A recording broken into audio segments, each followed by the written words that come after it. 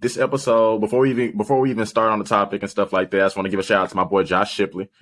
He actually requested this episode. I did an Instagram poll, or Instagram, I guess, feed like a couple months ago, just talking about some topics. And basically, we just gonna call this episode "For the Love of Money." And if you're a Bone Thugs and Harmony fan, it's for the love of money. If you know the song, of money, gotta get that money, man. Hey, Ryan on the vocals, man. Ryan on the vocals. so yeah. They had some fire hooks. Let's just say that. Hey, they had some fire hooks. They lost to 3-6 though. I just want to throw that out there. They lost. They lost the versus and the fight against 3-6 Mafia. So if you know, you know. So it is what it is. Yeah. Definitely, yeah, man. And hey, I want to shout out the little hoodie you got on, man. You know what I'm saying? Sky blue hoodie and sky blue hat, bro. You kind of look like you're ready to take off like a kite or something, bro. Ole Miss 5-0. How you feeling? Yeah, at the time of this episode, we are 5-0. We record this on October 2nd. So I feel pretty good about. I feel pretty good about being undefeated, man. If we lose, at least I didn't go to Georgia Southern. Do y'all got a football team? So I'm just saying. We definitely do. I'm just saying, but the hoodie is fresh. If you have not seen the hoodie, then, or if you want to see the hoodie, you can probably go on the Instagram page, which is in the description. You can go on the YouTube page, which is also in the description, and watch this episode, and you can see this dope hoodie I got. It's gray. It's gray. It's white. It's baby blue. It's red. And it is a camo. Technically, it's a camo hoodie. So if you never see me wear camo, you get a chance to do it today. But this hoodie cost me a little bit, man. This hoodie cost me a little bit, but it was worth it. You know what I'm saying? I think that Ole Miss got like this little NIL, which is like basically where you pay football players or pay student athletes. They got a collective and they ask you to spend money and whatnot in Real Tree Camo, which is like, I guess is like a big camo brand. I don't know. But the owner went to Ole Miss. He went to Ole Miss. He played football for Ole Miss and stuff like that. And he helped us get like a lot of like high level athletes. And it was like, hey, y'all need to start like making y'all NIL contributions. And it was like $20 a month. And I was like, bro, I'm not paying $20 a month to pay teenagers, first of all. You the problem. You the problem. See right there. But what I will do, and what I would do is buy one of the Ole Miss Real Tree hoodies, which kind of goes towards that person being able to pay for more athletes. So like I would do that, but I feel like as far as like my values, like I was like, I can't just like spend $20 a month on getting some teenagers to go to my university that's not paying me. I just got finished paying y'all back. What I look like continuing to pay y'all. So it was like it didn't really match up with my values, and that's kind of like a good transition to this episode. We're talking about money and values, and when we know when do you know when your values are being compromised, or if you're being blinded by the pursuit of financial goals versus doing good and doing what's right? So yeah, absolutely. I mean, I like one thing you said when we were talking about this episode a few months ago is like, how much does a dollar cost? You know? Yeah. And I think that's a age-old question, right? I mean, we're looking at a religion that we both follow, Christianity, where our Savior was sold out for money. You know what I'm saying? Put money on his head for 30 pieces of silver. And ultimately, everybody has that question, and I think we can get into the meat of it once you explain what the situation is, the story we're talking about. Yeah, and we'll use an example or two, but I think the main example, the most relevant example as of October 2nd, 2022, emphasis on the date. I think one of the most relevant examples right now is LIV Golf. And again, shout out to you, Josh, for bringing this topic to us. I think this is a dope topic, and I think this is like one of a few good examples that you could use. So for those who don't know, there's the PGA Tour, which is like the number one golf tour, right? Like that's like it. Like that's like the pinnacle of golf. Like if you want to be anything in golf, then you're gonna be in the PGA Tour. I mean, like I believe it was like it was and maybe still is like the PGA golf game that was on PlayStation and stuff like that. So like it's pretty much the pinnacle. And what's happened now is that there's an organization, golf tournament, golf tour. I don't know the words. Don't be mad at me, y'all. But I don't know the exact words. But it's called LIV Golf, and it's actually backed by the Saudi Arabian prince. And some people think that it may be problematic, but the people from the other perspective, it's like, bro, I've never had a chance to make this much money. So what they're doing is they're basically going in and targeting people who are at the tail end of their golf career, or a lot of people. That's kind of how it started, the tail end of their golf career, and they're not going to make too much more money from the PGA Tour. And if they do, it doesn't equal the amount there, because what they're doing is they're targeting these people and they're giving them triple, quadruple, quintuple of what they'll ever make, like with the PGA Golf Tour. And it draws an interesting question, because like those people are kind of already millionaires, and it's like now they're going for more money. And you're also doing it with Saudi Arabia, which kind of have like, or not kind of like, they're kind of like shunned on by the rest of the world. Some people say they may have been responsible for 9/11. Some people say they have like the worst human rights, some of the worst human rights in the world. And it just makes a really interesting point. And also, in addition to that, like they also are targeting like the younger golfers. And one thing to like keep in mind about PGA, the PGA Tour is like, it's very much like a fraternity, like the O's keep, where it's like you have to earn your dues. You're not going to just come in and get rich 9 times out of 10, probably 9.9 times out of 10. You're not just going to come in and get rich. You're going to have to like work your way up and like not make that much money and stuff like that. But in the end, since we're the pinnacle, like you will end up getting that if you prove your worth. And so now what LIV is doing is they're kind of like targeting these people too, to some degree. They're targeting these people, and these people are now getting to make like life-changing money at the start of their career versus like potentially at the end, or not making anything.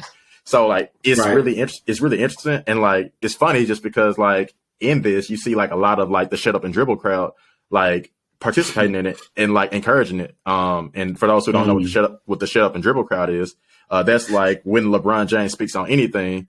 There was a Fox News reporter analyst. That she told him to shut up and dribble, which means like be quiet, play basketball. We don't want to hear anything from you. We only want your talents. And now for like some of those same people to be associated with this LIV organization is hypocritical, first of all, but it also just like draws the question: how much a dollar costs? Like you said. And then how much of a patriot are you? You know what I mean? If you're supposed to be a patriot for this country and an advocate for the United States of America, the PGA Tour is being dismantled by this LIV organization, by a Saudi Arabian government leader. And my first question is, what is the political play here? Because I know for a fact that Saudi Arabia does not mean they're doing something here to try to dismantle the PGA Tour. It's not just because they want to pay better.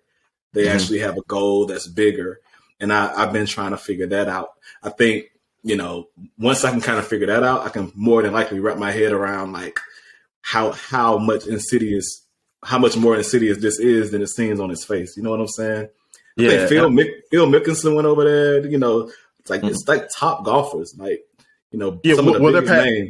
They're past their prime though, so they're more than likely not going to win and whatnot. I think Dustin Johnson and some other people, some really well known names. But Tiger did not. Tiger was like sticking with PGA. Which I believe they offered him $1 billion with the B, and he said no. So, hey, Tiger, all right, Tiger. But it's easy to turn down one B when you already got a B. A B. You probably already got a B. And B is billion. Calm down, y'all. Calm down. Billion dollars, people. B stands for billion. No other B's are we referencing? They trying to cuss over here, y'all. Come on, man.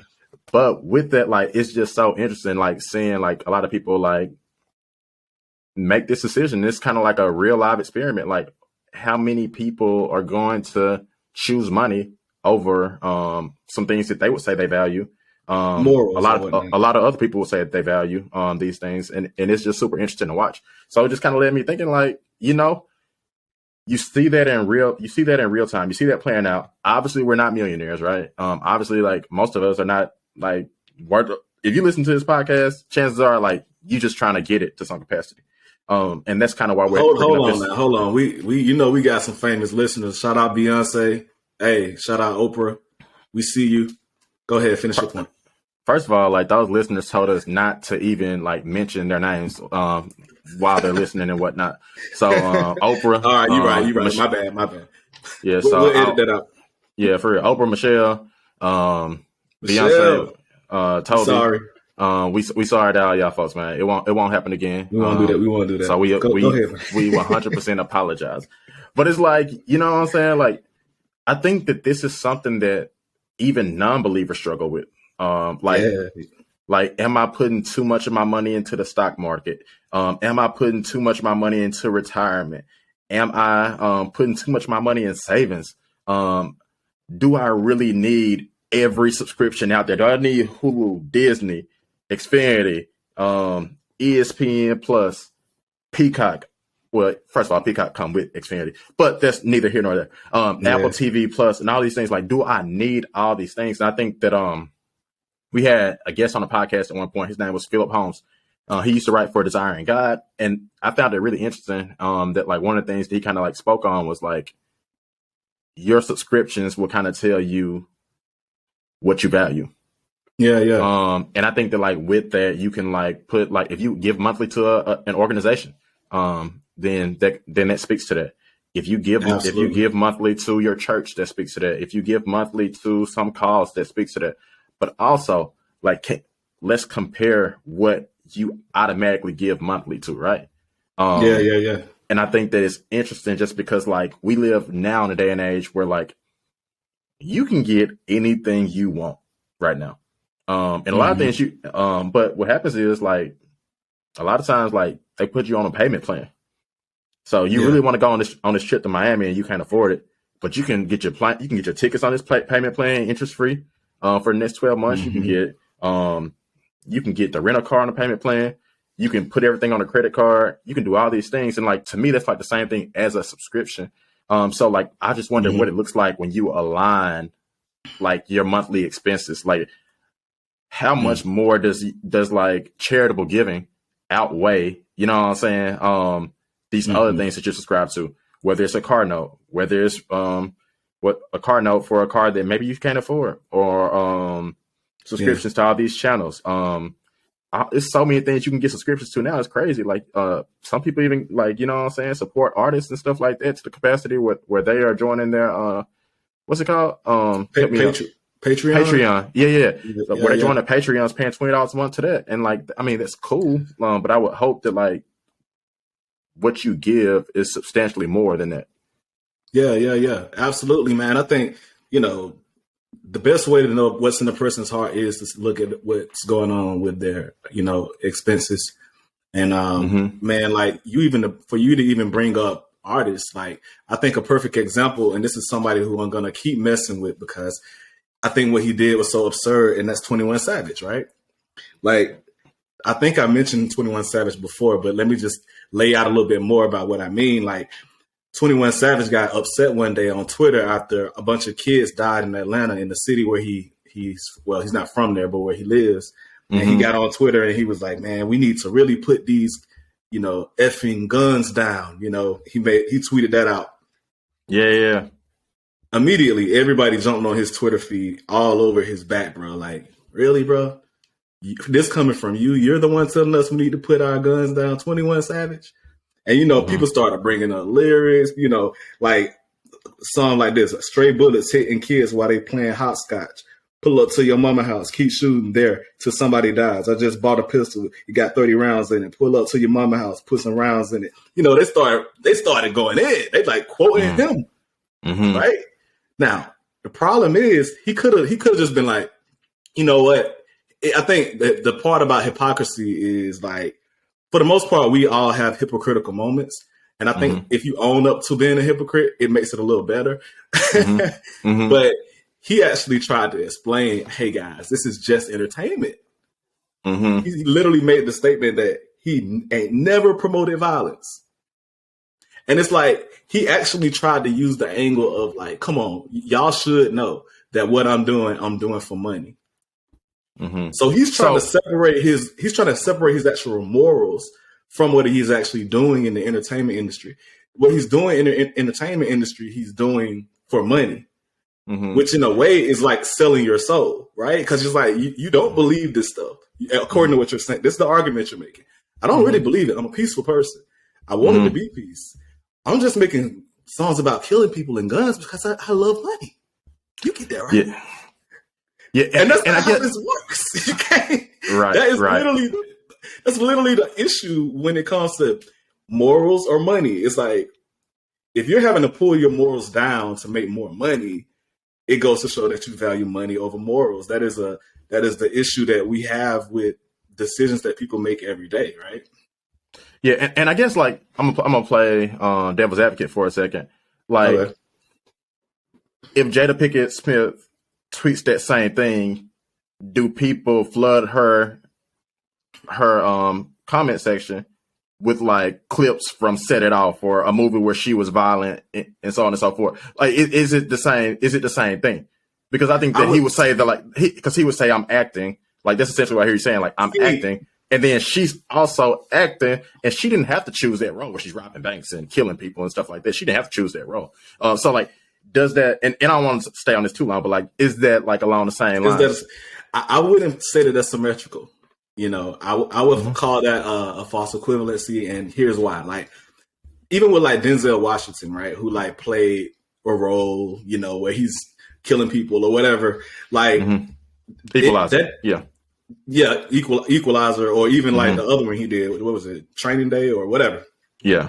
But like it doesn't equate to the impact. Like the problem with hip hop is that hip hop is presented as reality, and it's almost presented in a way to like, yo, if you rapping it but not living it, then you fake. Like, it's always been like that in hip hop culture, to where it's like, yo, we rapping about it, you know we live in it. And then at that point in time, it begins to be like people aren't looking at hip hop as fictional anymore. I don't think people have looked at hip hop as fictional or like theater in a long time. You know, you got Biggie and Pop dying over this stuff, bro. You like, people really out here believing this stuff. And so I think people have always taken hip hop literally. And I also believe that young kids have always been influenced by hip hop directly in a way where they emulate exactly what's being said to them in the music. You know what I'm saying? And in that way, I don't think movies have ever had that reputation. I'm sorry. Drinking a little Coca-Cola, man. You know how that goes, bro. Yeah. But I don't think that, so I in a way, I get what you're saying, but I don't think that those two have the same magnitude of effect on people when they hear, hey, yo, pull up. I'm going to pull up. I'm going to shoot your kid, shoot your mom, whatever.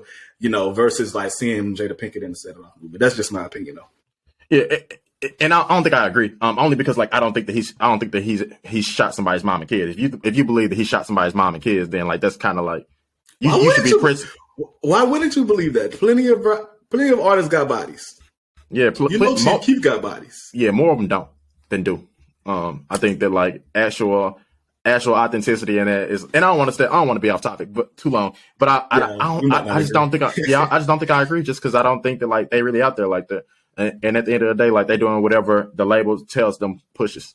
And like I don't know if Instagram question for later. Yeah, and it's like, and like as I just keep thinking about it, I'm like, does that mean that he can't say that like violence is out of hand? Yeah, like, and I don't know if I agree with that. I don't know if I think because like. Because I think that bring it up, you have to acknowledge your role in it. You can't absolve yourself of your role. I think that's all I want. Just be like, you know what? I've said some things in the past that may not be, you know, and then explain it. But don't just try to say, I ain't never promoted violence. It's like, yes, you have. Yeah, I mean, yeah. And I get that, but I also feel like, man, that's a slippery slope. A real slippery slope, like real quick. So I don't know. I don't know. Yeah. I just would want us to be in a society where people can still, you know, speak out against violence, even if they've contributed to it in some capacity. Sure. So, because chances are he'll never speak out against it again. So, you know what I'm saying? So, maybe he should stop rapping about killing people too while we're on it. And that goes back to my hate for murder rap, but you know, whatever you want to call it, drill music. I hate murder rap. So yeah, but in that, like we talked about hypocrisy, we talked about all these things, and I think that like oftentimes, like in the church, there is confusion, or maybe it's confusion, maybe it's just like the way people see it. Some people see money as like a bad thing, period. And some people some people will say like the love of money is the root of all evil. And some people will say money is the root of all evil. You know what I'm saying? Like where you clearly misquoted clearly misquoted that scripture, because it does say the love of money is the root of all evil. And I think that's really, really tricky in America, because I just want to say this first of all, capitalism is not biblical. Like you can be mad about it. You can say whatever you want to say. Capitalism is not biblical, and capitalism does promote greed. Capitalism does promote oppression. Capitalism does promote like some people being on the bottom, because everybody can't flourish. That's not how this works. Because you need people to work at McDonald's. You need people to be at home. You need those things for like capitalism to actually work. You need a group to not be financially successful.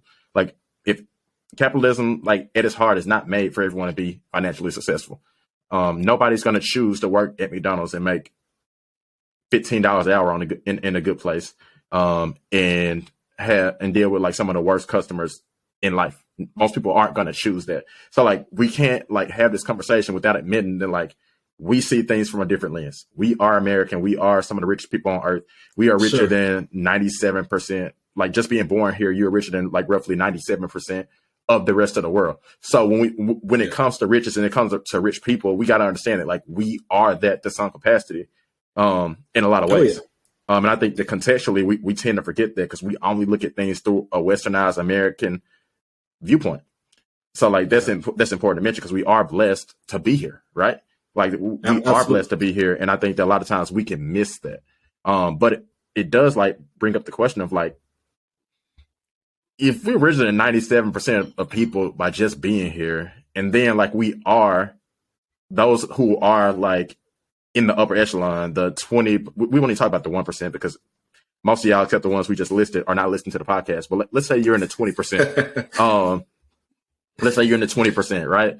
You making like above 100K. Maybe your spouse is also bringing something in, and that is like the top 20%, like just to be clear. But in that, like, wouldn't that mean that like you are to some capacity like the rich people? Maybe not like for this in like an American context, but like a global context, you would be the rich people, right? Yeah, absolutely. So for the most part, if everybody who lives in the United States of America, if you're not homeless or like anything like that, then you are, I think, I forgot the exact number. Was it 20%? You're richer than, no, it's lower than that. It's like, you're richer than like, you know, you're like in the top 9% of wealthy on earth. It's something like that. And so like, yeah, we are those rich people. We are the wealthy, to be clear. You know what I'm saying? And so as such, we do have like, you know, we have to steward our money and we have to think of ourselves in that way, you know, when we steward our money. When we stand before God, we might think I only made 45, 50,000 a year. God's going to be like, you are one of the wealthiest people who ever lived. What did you do with your money? And it's going to be like, what you mean I was one of the wealthy? You are one of the wealthiest and most blessed people who ever lived. What did you do with your money? Did you use it to serve me? And it goes back to that parable where the man was like, what shall I do after he looked back on all his work and he had all these barns and everything? He was like, I know what I'll do. I'm going to build more barns and store more for myself, you know? You know what I'm saying? And so like that does become, you know, the big question is like, what's our theology around money, bro? Because if we don't have one, it's gonna just fall into greed and selfishness. That's gonna be the default if we don't have some type of intentionality behind it. To be clear, I think what's happening with the LIV situation is greedy, and mainly because of the way it's going to impact future golfers. You know, it's kind of like, man, even though somebody helped me up, they helped raise me up. Forget the rest of y'all. I'm gone. I'm going on to LIV. I'm about to make this 100 million or whatever it is. And y'all figure it out on your own. Like, I feel like that's kind of whack. I feel like that's disloyal. It's selfish. You know, it has so many negative traits to it. And like, you know, I don't know much about golf, you know, so maybe Mr. Shipley, if I got something wrong, you know, comment on IG or something. But the way I look at it is, you know, there should be a level of like humility to be like, man, you know what? I owe something to the PGA Tour as a man. You know what I'm saying? Like, it doesn't mean that you have to not take what you get in that LIV. I just feel like it should make some more sense what you're trying to do other than just get rich. It's got to be more than just that because you're already rich. You already got hundreds of millions. Yeah, and then like that's like, and I think in America, like it's such an interesting time. We got all these podcasts, you got all these promoters, you got all these YouTube channels that's telling you to get more. If you just invest this much of your money into the market, if you invest this much of your money into real estate, if you invest this much of your money into this, then in the end you will be rich or you will have generational wealth. That's very, very tricky, and I think that like that's the thing that kind of turned me off, honestly. And I know some of y'all can get mad. I don't care. I don't even care at this point. But this kind of thing that like turned me off to Dave Ramsey. Like when you present yourself as like a Christian ministry, but like the majority of what you're focusing on is like getting more. I know there's verses in Proverbs that talks about like having enough for your not only your sons, but your sons' sons, and so on and so forth. But it's also verses that talk about like there being do not give me more. Yeah, but just like there being folly. Yeah, and just the Lord. Yeah, or just being folly or displaying foolishness in the pursuit of money and like making that your God, making that everything you want it to be. So like there is a tension there, and I think a lot of times like in Christian culture, like especially like in like a lot of evangelical culture, like you see that. I'm like, bro, why are you? I mean, maybe like you should be charging $500 for this podcast class or class that you got, or maybe you should be charging $500 for this real estate class that you got or whatever that you're promoting like through the church and stuff like that. I don't necessarily know. But I think that like a lot of times like we can muddy the waters. And I hope that like, we're prayerful and things like that. And I hope that like a lot of times like with that, with things, especially like as it relates to generational wealth, that we're also like just as likely to give.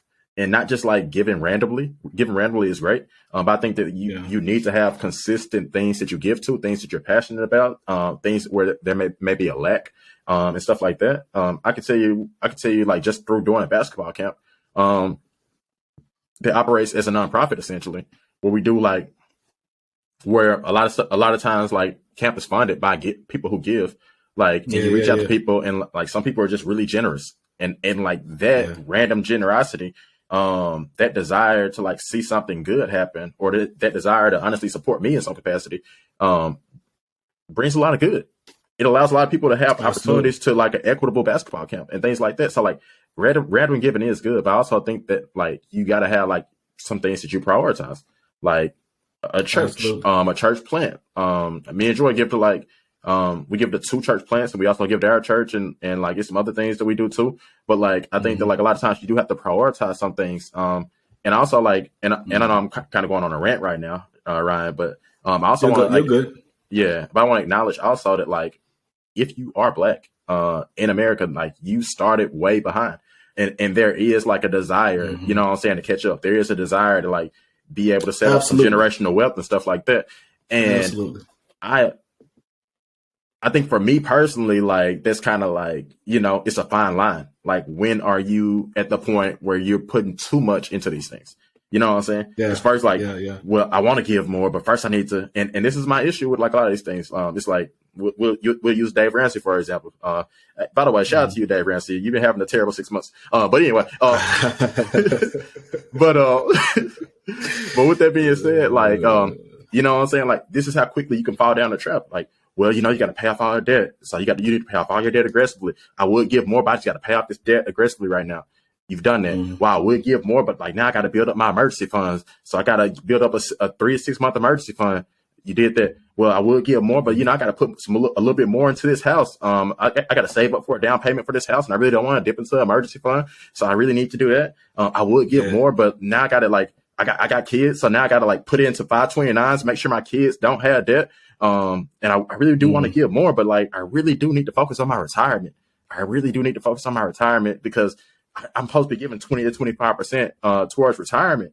And once I really get set there, you know what I'm saying? Once I really get set there, then I'm really going to give freely. I'm really going to give freely then.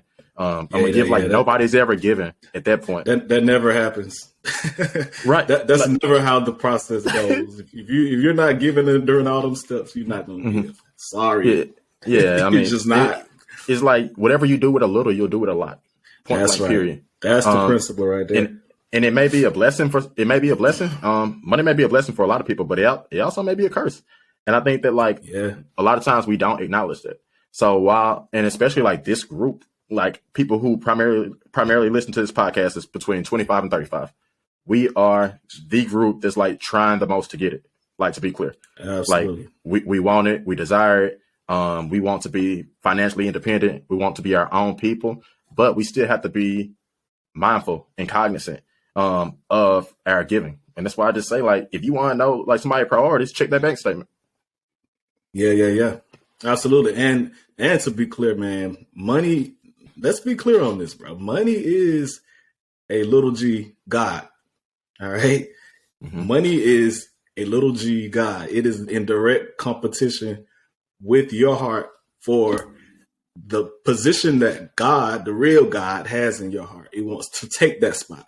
Like, if you really think about it, bro, money promises to be able to do everything God can do. Like, I can take care of you.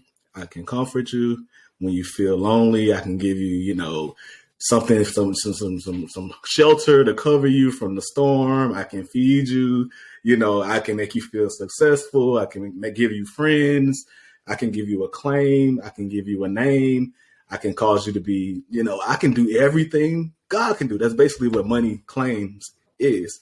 And so it is just to do the spiritual side, because, I always try to do the spiritual side of things too, man. Like, giving is a way to combat the lordship of the little G God, money, right? Because you have to decide who is the master and who's the servant in this situation. Mm-hmm. And by giving, that's actually making a very clear statement. Like, no, you don't take care of me. God takes care of me. I give you away freely as I want. You know what I'm saying? I trust God. I don't trust you, And I think that's a spiritual principle that's like really important, because the more that a person begins to trust in money, and it's almost like a seesaw almost. You know what I'm saying? Like, you need to have some type of balance on that mode, because if you begin to lean too much in trusting in money, then your trust in God begins to wane. Now you start to visualize like, if I don't have money, then what? I could get my car, repossessed. I could get, kicked out of my house. I could lose it all. Now all of a sudden, money becomes the thing that's sustaining you. Like, I could lose it all if I don't have money. Now you're visualizing, and that's not having faith in God at all. Now your faith is completely in money. So it's a balance. We're not saying that money is evil. It's not. Money is neutral. It's amoral. But, go ahead. And I think you just gotta know, like, ultimately you have to know what can be your idols at time. Not what's always your idol, but what can be your idols at time. I didn't grow up with it, honestly. I value security in lots of ways. I value security in having like a camera at my house. I value security in having a garage where somebody just can't come in and take my stuff. I value security in just knowing what's in front of me. I don't even get on elevators. I'm like, bro, I can't even see what's going on. Like, what? Like, if window on this mug or something. Yeah, I swear, like the fancy hotels who got the windows on the elevators, like, I'm cool with that. I can see everything. Nice. It's straight. It's straight. Yeah, I know if I'm stuck, then like I don't see nobody freaking out. Then like we good. But in that, like, I think that we can value security. And I think that like a lot of people value that to the point where it can compromise. Like, it can compromise a lot of what we do. It can, like, you may want your emergency fund to look a certain way. You may want your retirement to look a certain way. You may want your house to look a certain way in some areas where you value security. And you gotta know that, because you gotta know like when it can become an idol in your life. You know what I'm saying? So like, because some people value security, 100%. and like, let's be clear, like, we know the parable of the woman who gave 2 coins, and it said that's greater than anything that a woman and then anybody than the rich people gave. We know Cain and Abel. We know Cain was selfish with his sacrifice. We know these things. Yeah. So like, it's all throughout the Bible. It's all throughout history that like, maybe, I mean, if I make $25,000 a year and I give $2,500 to my church or to an organization, and somebody makes $25 million a year and they give $1 million to like several organizations. Like, hey, that's not equal. Yeah, the first person gave much more. that's not equal. And I think that like we tend to forget that, and it's great. It's great for you to make all that money, but like, what do you need the other 24 million for? Like, what do you need? Emphasis on need the other 24 million for. So like, it begs the question, because I know some people are like stuck on 10%, and that's cool for you. You stuck on that 10%, but like, just know it, like, it may need to be more. And ask yourself what you need that for. If you got 3 vacation homes and you still trying to pay them things off or whatever, or if you enjoy that a lot, or you want to keep the boat, you want to keep those things and stuff like that, then just ask yourself, like, is it really worth it in the end? I don't know the answer to that. Some of you guys could be giving it crazy high levels, right? But like, I think you just got to like ask yourself that question, because it is real, and it is something that can like be an idol to us. I mean, because you got several chapters in the Bible, and I say chapters because I don't think it's fair to just, you know what I'm saying, read one verse without context and just like, bam, in your face, dunked on you, cuz. But like, but you got Ecclesiastes 5, you got 1 Timothy 6, you know what I'm saying? Like you Matthew 6, which talks about giving like just for photo ops, giving to look good. You know what I'm saying? I can think of somebody who I had some conflict with. He threw some money at my camp or whatever, like sponsored a kid, and thought that was gonna like end the issues, I guess, that we had. And the next year he didn't give, because I guess I didn't kiss his feet or whatever. So like it's ways to do things right, and it's ways to do things wrong. And ultimately it's about the ambition, the heart behind it. Like, what was your true ambition behind like what you did? What's your true ambition behind saving this much? Because I think that like it is tricky when people come from generational poverty, and to some degree, let me say this, and then you can go. But to some degree, you know what I'm saying? Like, that poverty is security, and that poverty is setting people up from other generations to be successful. You know what I'm saying? Because like, it's so many issues, so many secondary issues when you come from poverty. That does like distract areas of your life where you can't like live or give freely to some capacity, or live and give more to some capacity. You know what I'm saying? So like, I think that we have to acknowledge that. We have to like look at that holistically, and not judge these people. When you I think KB said it best when he said, criticize people for half stepping when you gave us 1 foot to stand on. So I'm just saying, or he said, get mad at us for half stepping when you gave us 1 foot to stand on. So like, that's a bar, the bar of all bars when it comes to it. So like, so you know what I'm saying? So we do have to be mindful of that, because some people will try to be like, well, the NBA and its China relations and stuff like that, that's not cool. That's just like LIV, but it's really not, because like a lot of these people came from generational wealth golfers. Like, let's be honest, like it's very few broke golfers out there. Like you didn't come from poverty. If you 9.9 times out of 10, you didn't come from poverty. If you were a golfer, like everything you had to do to become a professional golfer, you did not come from poverty. But in NBA, you may have came from poverty. And you are breaking these things. So I think that like that is just something to be mindful of, and it does not mean that you should have that doesn't mean that like your actions are without reproach. So like just be mindful of that. And I think that like as we converse with people who came from generational poverty and stuff like that, you as a person who may be on the opposite end of the spectrum should have some more empathy when you address these people. You cleaned it up. That's exactly what I was gonna say. Because it is especially in the Black community, bro, there are some people that come from generational poverty, and that creates a certain type of PTSD to where once you start making some money, some real money, you know, it's not even just about like, oh, I got to show off the fancy cars. And it's more so like, I have PTSD. I am afraid of what will happen if I don't have money. And it's understandable, you know, but at the same time, that doesn't give an excuse. But I did want to acknowledge that as well. So you kind of, you hit that point pretty well, I think. Yeah. And it's like something that, I mean, honestly, like something that I'm trying to like do, like create generational wealth, because it had never been a thing like in my family as far as I know of long term. So like, you know what I'm saying? But like, that does not mean that like I'm without judgment in choices that I make. Like, 100%. Like it doesn't go that way. But I'm not eating noodles. And I'm not eating noodles because like that's I ain't eating no noodles, bro. Yeah, like that. No noodles, bro. That reminds me of something that I had to do. It wasn't like some cute. It wasn't some cute college phase. No, bro, that was like life. So that like was life. Yeah. Nah, so man. I feel you on that. You try to put cheese in them, hot sauce. Try to switch it up, man. Put some crackers in there. Yeah, hey, something like it's not a cute thing. You know what I'm saying? Chicken nuggets. Yeah. So like, okay, let me stop. All right, well. That's Ryan. That I don't co-sign the chicken nuggets, but hey, it's how I'm feeling though.